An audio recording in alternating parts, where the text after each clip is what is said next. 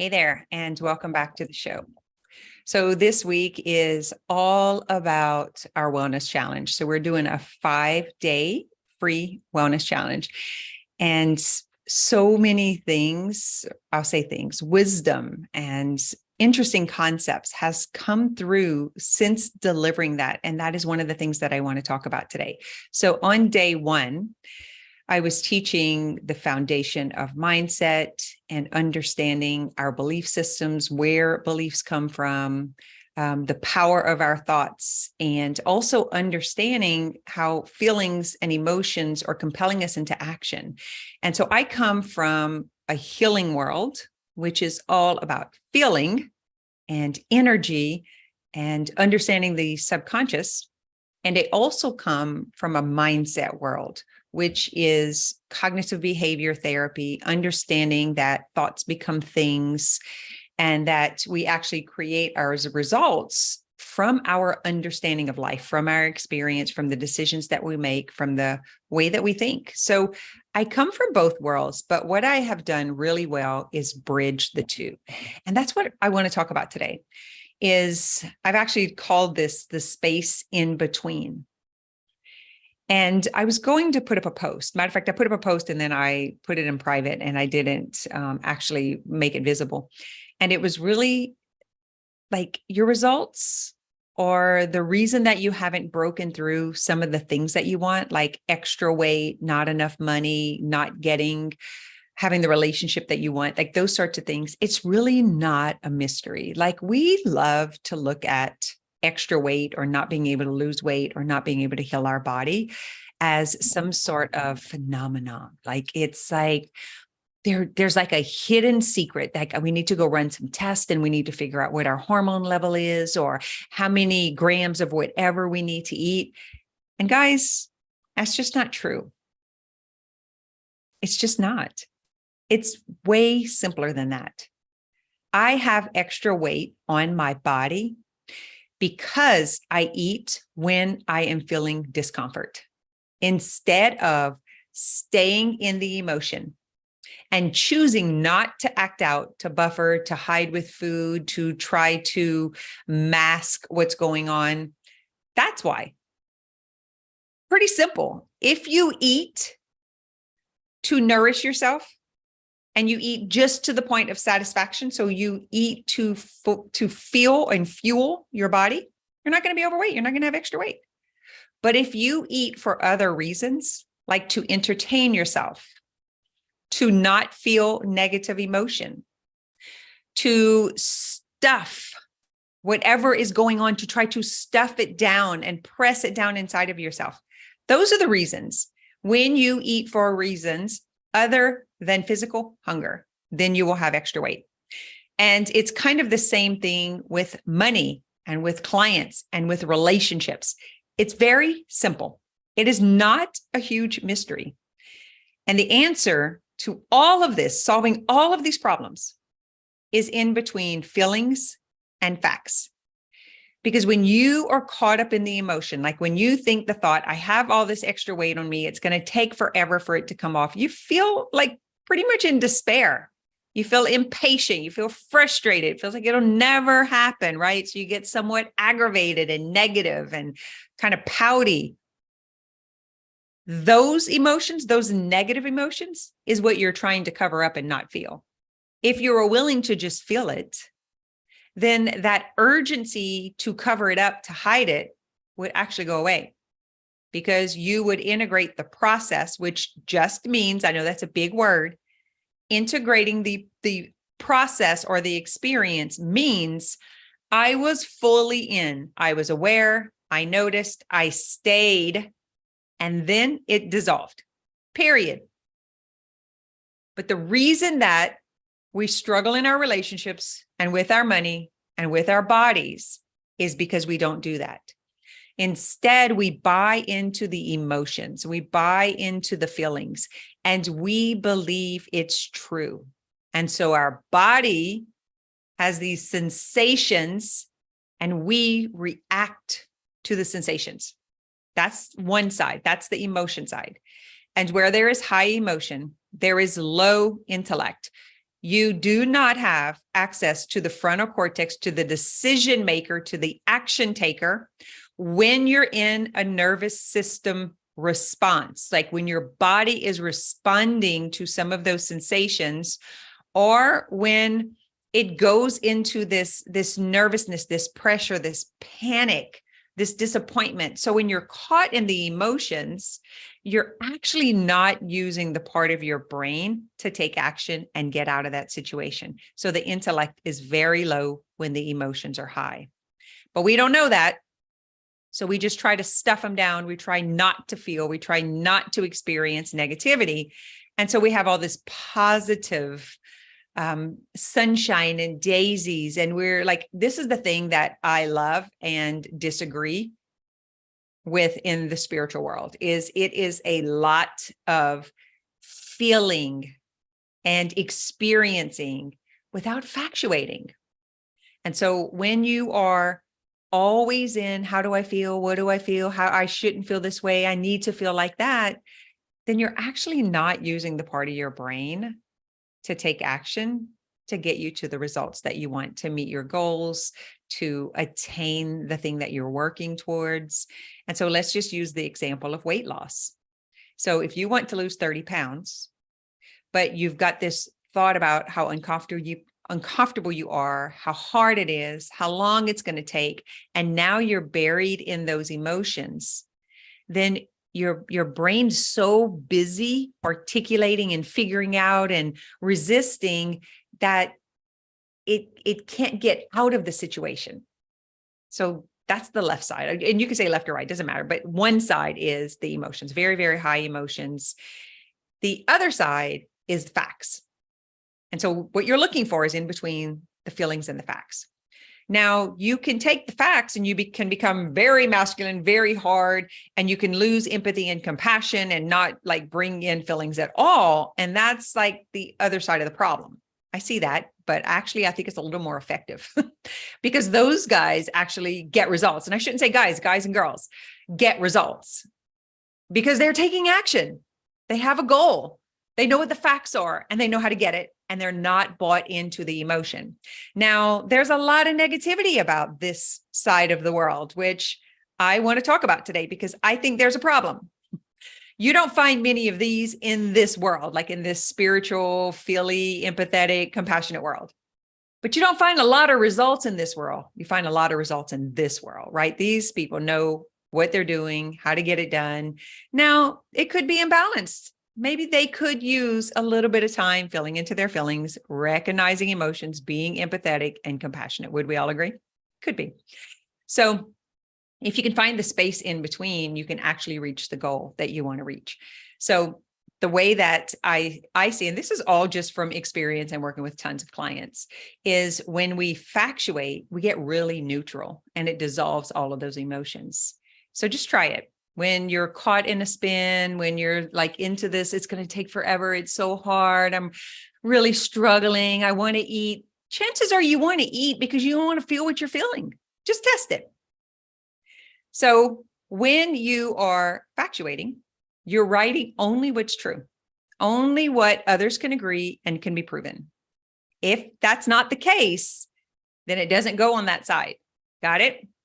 So I call this factuating. If you remember a few episodes back, I was like, I think I made the word up. I didn't find it in the dictionary. Maybe it exists. I don't care. It's just part of my learning process. So when you factuate and you find neutral ground, then you have access to the part of your brain that solves problems, makes decisions, and takes action. And so that's why you want to find the space in between feelings and facts. You don't want to be all about facts and not be relatable and not be in relationship and not be understanding and compassionate, right? That's just just feels off. Yeah, just feels off. I don't know if I have a better word for it. It feels a little exteriorly rough and disconnected or disjointed. And so a little robotic, right? A little AI. It's like you just have the information and you just take the steps. That's like a robot. I don't really want to be in relationship with that. I want to be in a relationship that I can actually relate to, and we can be in the entirety of the experience. Would you agree? Just curious. So my husband tends to be very factual. I tend to be very emotional. I'm very creative. He's very black and white. So I've got 35 years of experience with him. Now, I used to think he was the problem. I got to tell you, he was hard.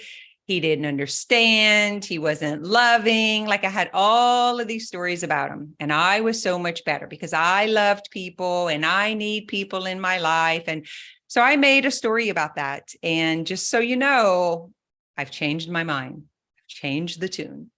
I have a lot of respect for this guy who's got discipline, commitment, integrity. He takes action. He says and does what he says he's going to do. Very dependable, reliable. I love that he takes care of things. Turns out he would have been better at home with the kids and cooking, cleaning than me. Like, I'm really looking in the mirror at this and how I used to judge him for so many things. I didn't want him to discipline the kids because that was going to wound them and harm them. I turned a table on that one too, because I'm going to give you an example. We were at a ball game this weekend, and we had this team that usually wins it all. And then we had our team that usually doesn't. Okay. So these are the two teams that are playing. And I don't think this is a tangent. It's going to relate. And what I saw and experienced, it's kind of like the Cajun Navy. If you guys know anything about Louisiana and the Cajun Navy, we don't wait on the government. We just get out there and get shit done. So that's what this ball team did. These little guys, now listen, they're young, they're under 10. And they knew we have to hit the ball, we have to run, we have to throw the ball and get the other kids out. That's what they knew. It did not look polished and professional like the Cajun Navy either. They're just like, where's the problem? Let's go get it, right? That's how they went into the game. And then we have the other team here, like I said, that usually has the reputation and they win and they do. I have to tell you the experience of watching these two teams play. And this team, when there was a call from the referee, the coaches came running out and they had a problem with the call. And if there was like dirt hitting the wrong way or the little kid's foot got touched, there was like, let's stop and let's, feel our emotions and let's take care of it. Like, it was like a lot of stop in the game so that we can argue with the ump and serve injustice or whatever, get that right. And then there was a lot of attention given to the problems or the excuses, right? That's where the focus was. And this team, they fell, they got hit, the same calls, because it was the same ump, the same unfair calls. This coach would say, that's all right. You know what to do. Get out there, get them out, hit the ball, let's go. So he would acknowledge the call was off and we're still going to play ball. So in other words, here's the circumstance.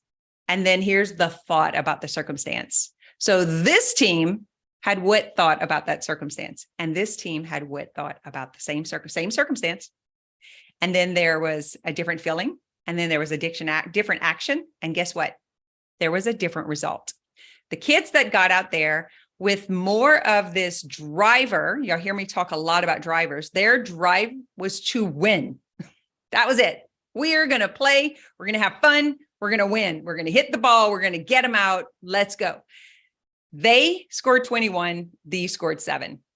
Now, it was really interesting to watch the way that it played out when it came to because I don't want to say that we don't want to give attention, but there was acknowledgement and recognition. Yes, I get it. I see. That's all right. Let's keep playing. And then there was recognition and it's a problem. It's unfair. We need to do. And so it kind of reminded me of the entrepreneur and the government. So it's a lot of handicapping and enabling and giving a lot of attention and trying to make it a fair, just world. And then there's I put all of my life's savings into this business. I got to make it work. What else can I sell? What else can I do? Who else needs this? And you get super creative because you're committed. And so that's the difference. The fact is, I put in $100,000. This business has to work. I'm not going to make a fool of myself in front of my family. I'm not going to fail. I trust my intuition. I trust that people need this. I'm just going to go and get it done. And I'm going to keep trying things until I figure it out.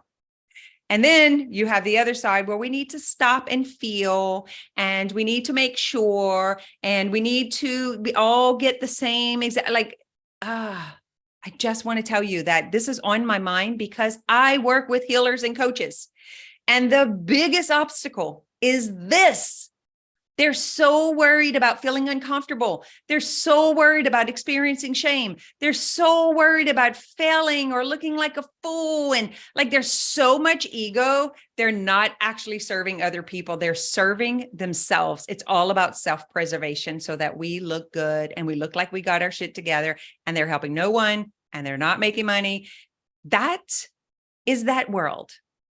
The other world is I'm going to help people. I have the tools. I have what they want. I have the recipe, and it would be sinful. It would be a disgrace for me to keep that to myself.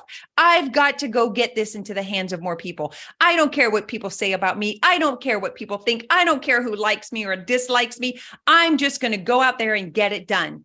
And that's like me doing this podcast. I can look at the numbers of the popular people, the famerosity, the ones who get on all the stages and have millions of downloads, and they get all these referrals and they look so cute and everything's great and they get invited to everything. They're the cool ones, right?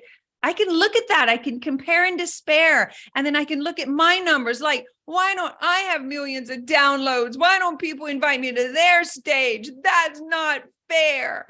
I've got all these tools and I know they work. And why doesn't anyone recognize me? And then all of my attention would be going to the negativity instead of taking action and getting things done. So what I want to offer you this week is to find the space in between. What are the facts? What are the feelings? And are you willing to acknowledge the feelings and not get stuck in them and still take action? So you don't turn the feelings off. You don't become black and white.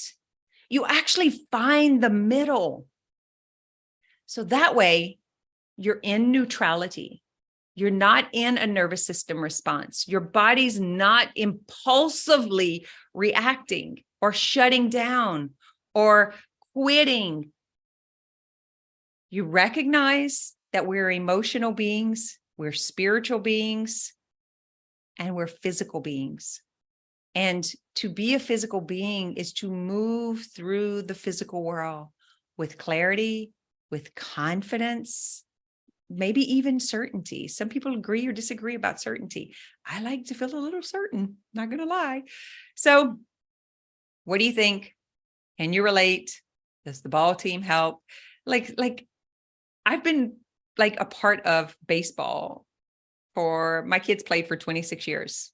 Matter of fact, after I got married, my husband and I went to the ballpark and watched opening ceremonies, and we did not even have any kids playing. It's like we've always been the baseball fans. And I've seen a lot of this. The teams that hold it together, the teams that win, have disciplinary actions. They have a structure. They have a foundation. They have boundaries. They have some rules. They understand how to behave and how not to behave. They understand what puts them on the bench, what gets them on the field, because those boundaries are enforced. But when you have this leading with emotion, then you can't make a rational decision. You can't make a logical decision. And so the plan just gets thrown out and you just become reactive. Think about if you get woken up in the middle of the night, somebody's banging on your door, and you wake up all disoriented and emotional. You can't even find the doorknob. You can't find a way to defend yourself. You're just kind of like, ooh. That's what happens when you're all in this feely. You've got to get to the point to where you don't believe your thoughts and you don't believe your feelings. That's coming from straight up from transcendental meditation. As a practitioner, when you are in meditation, when you're learning how to meditate, thoughts mean nothing, feelings mean nothing. They are just sensations and words that move through your body and brain. And the job is for you to contain, to sustain stability, and to become the watcher and the witness of the emotions and of the thoughts. Not the follower. They don't dictate what you're going to do. They don't control your life. You control your life. And so it is about gaining power and control of your being while all of that is happening around you. Circumstances are circumstances. They are black and white. It's just how it is. But the thought about it. So what's the thought about the kid hitting a ball? What's the thought about the umpire's call? What's the thought about winning or losing, right? Because the fact is we're playing ball. And then both teams had different beliefs around everything else. And so it was a lot of emotion and a lot of drama and not a lot of playing ball. So that's what I want for you this week. If you have any questions, come into the More Than Mindset Facebook group. If this was helpful, please share it with friends and help me get to 1 million downloads. Please. Maybe that's my problem, is I don't actually ask for the help. Come and give us a rating and review. Give me 5 stars. Let me know it was helpful. Tell family and friends about it. Let's spread the word, right? I haven't done that. I'm going to take full responsibility. For the first year, I was freaking out. I had so much shame. I didn't want anyone to listen to it. I just knew I had to start a podcast because I was saying the same thing over and over. And I needed my clients to be able to have that resource to go to without me. So I knew my intention behind it, but I had a lot of shame. And I was like, what if someone calls me out? What if I'm wrong? Like, this is my own experience. I don't have a doctorate degree. Like, I might get called out. A lot of the stuff that you guys are thinking as coaches and healers, I get it. I hear it all the time. I have it too. The differences between me and you is I didn't get caught in the emotion and like actually get sucked into it. I came back to mind management, got myself back on board in neutrality. I got the facts. I have to do this because I knew at that point when I started this, I was on part of the state coalition, and we had just gotten the data that we had a 28% suicide rate in Louisiana in my parish. Well, that just like my brain went into what? Like alert, because I was like, there are 20 people in my immediate family. There's a very good chance that we are going to be one of those people, right? And myself being a survivor of an attempt, trying to unalive myself, I think is the word I'm supposed to be using, early on in my life, like it felt like it was something that I needed to do and had to do. So I was like, I have to get these tools and this information to the hands of more people, because if I would have known this, I wouldn't have done that. And I wouldn't have wanted to check out, because I would have had regulation, I would have had stability, and I would have had the tools to know what to do to feel better. And so that's all I thought about is I got to save my family. I need to leave it a better place. I need to get this information into the hands of more people so that they can help themselves and their loved ones. I was not focused on me. When you're caught up in the emotions and the fear and the shame, you're worried about you. You're not serving. When you're in service, you're not nervous. When I'm thinking about you guys, when I'm thinking about the kids who are going to listen to this, when I'm thinking about my grandkids who are going to actually benefit from this, I don't have all kind of stuff going on in my body, boo, because I'm not focused on me. I'm focused on giving. I'm focused on serving. I'm focused on being a difference and creating impact. All right. I think I'm at time. This is probably a little bit longer than they have been. So let me know what you think. Come into the More Than Mindset group, share with friends. And if you missed Wellness Week and you want the replay, send me an email, kim@kimgeary.com. Just send an email and say, I'm interested in the replay. We'll try to put a link coming up in the next few episodes so that you guys can tap into it. It is fabulous. Fabulous. We talk on all topics. It's so good. We've had a huge response, a lot of turnouts, and a lot staying on, and so much feedback. It's really good. So if you want to get your hands on that,